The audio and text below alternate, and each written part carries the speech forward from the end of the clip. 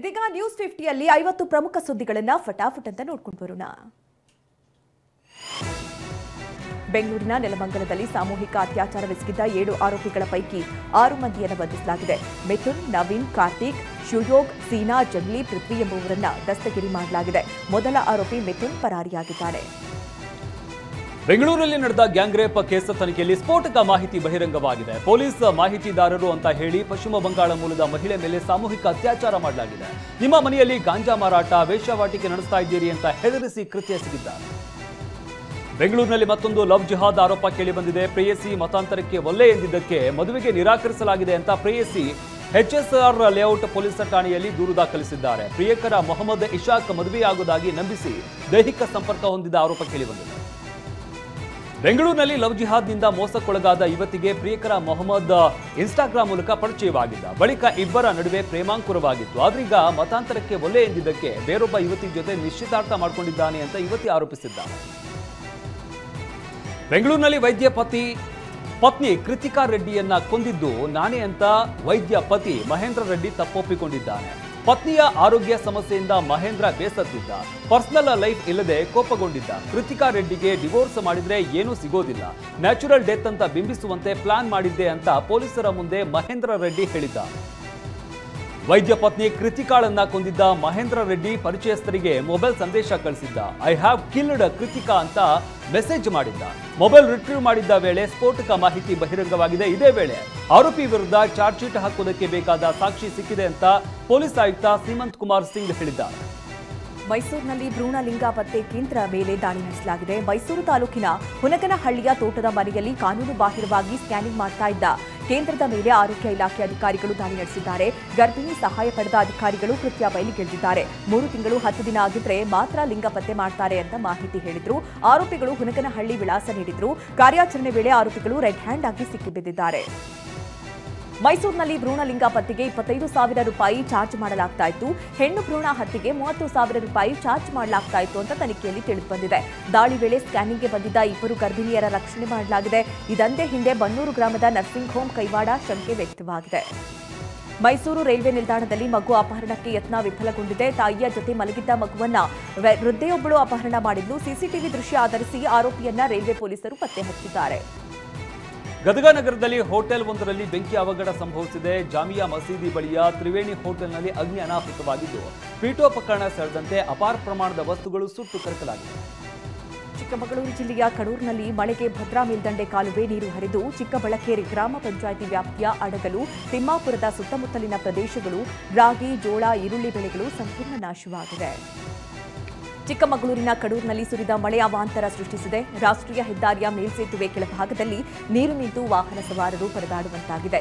ಪಂಚನಹಳ್ಳಿ ಯಘಟಿ ತೆರಳುವ ರಸ್ತೆಯಲ್ಲಿ ಸಾರ್ವಜನಿಕರು ತೊಂದರೆ ಅನುಭವಿಸುವಂತಾಗಿದೆ. ಚಿಕ್ಕಮಗಳೂರು ಕಡೂರು ತಾಲೂಕಿನ ಗಣಪತಿಹಳ್ಳಿಯಲ್ಲಿ ರಾತ್ರಿ ಬೆಳಗಾಗೋದ್ರೊಳಗೆ ದೇವಾಲಯದ ಮುಂದೆ ಇದ್ದ ಬಾವಿಯೇ ಮುಚ್ಚಿ ಹೋಗಿದೆ. ಭಾರೀ ಮಳೆಯಿಂದಾಗಿ ಪುರಾತನವಾದ ಕಲ್ಲಿನ ಬಾವಿ ಸಣ್ಣ ಸುಳಿವೋ ಇಲ್ಲದಂತೆ ಸಂಪೂರ್ಣ ಮುಳುಗಡೆಯಾಗಿದೆ. ಹಾಸನ ಜಿಲ್ಲೆಯಲ್ಲಿ ಮಳೆಗೆ ಜಮೀನುಗಳು ಜಲಾವೃತವಾಗಿ ಅರಕಲಗೂಡು ತಾಲೂಕಿನ ಕೋಣನೂರು ಹೋಬಳಿಯ ಲಕ್ಕನಹಳ್ಳಿಯ ಜಮೀನುಗಳು ಸಂಪೂರ್ಣ ಮಳೆ ನೀರಿನಿಂದ ಆವೃತವಾಗಿದೆ.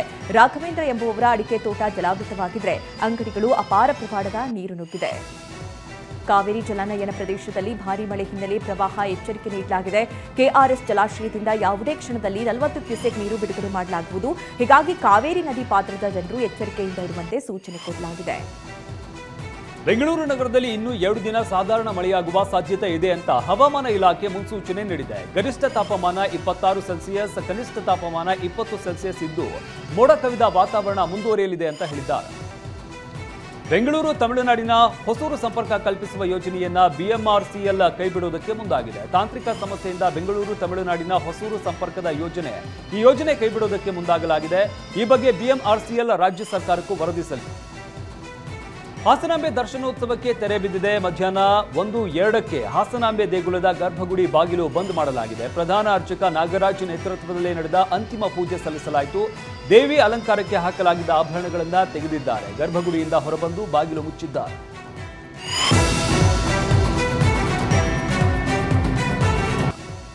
ಸಚಿವರು, ಶಾಸಕರು ಹಾಗೂ ಅಧಿಕಾರಿಗಳು ಹಾಸನಾಂಬೆ ಗರ್ಭಗುಡಿಯಲ್ಲಿ ದೇವಿಯ ವಿಶ್ವರೂಪ ದರ್ಶನ ಪಡೆದರು.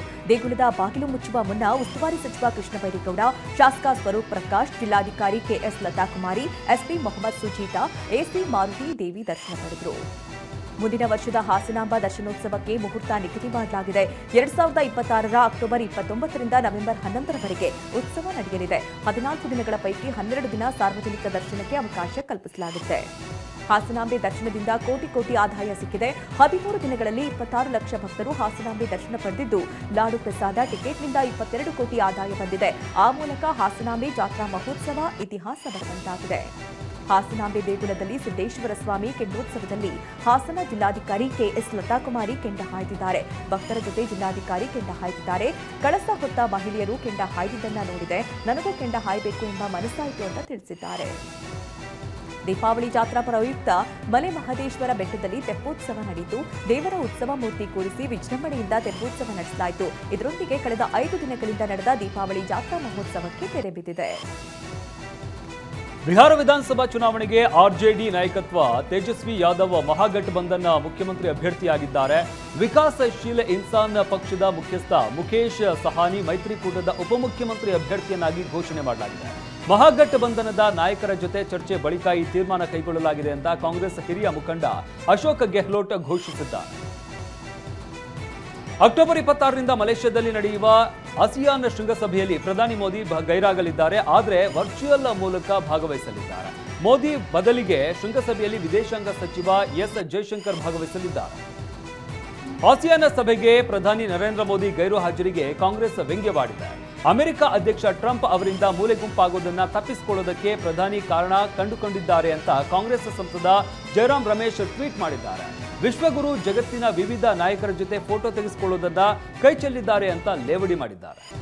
ಮುಂಬೈನ ಪಶ್ಚಿಮ ಯೋಗೇಶ್ವರಿ ಪ್ರದೇಶದಲ್ಲಿರುವ ವಾಣಿಜ್ಯ ಕಟ್ಟಡದಲ್ಲಿ ಬೆಂಕಿ ಅವಘಡ ಸಂಭವಿಸಿದೆ. ಕೂಡಲೇ ಕಟ್ಟಡದಲ್ಲಿದ್ದ ಜನರನ್ನ ಹೊರಗೆ ಕಳುಹಿಸಲಾಗಿದೆ. ಸ್ಥಳಕ್ಕಾಗಮಿಸಿದ ಅಗ್ನಿಶಾಮಕ ಸಿಬ್ಬಂದಿ ಬೆಂಕಿ ನಂದಿಸಿದ್ದಾರೆ.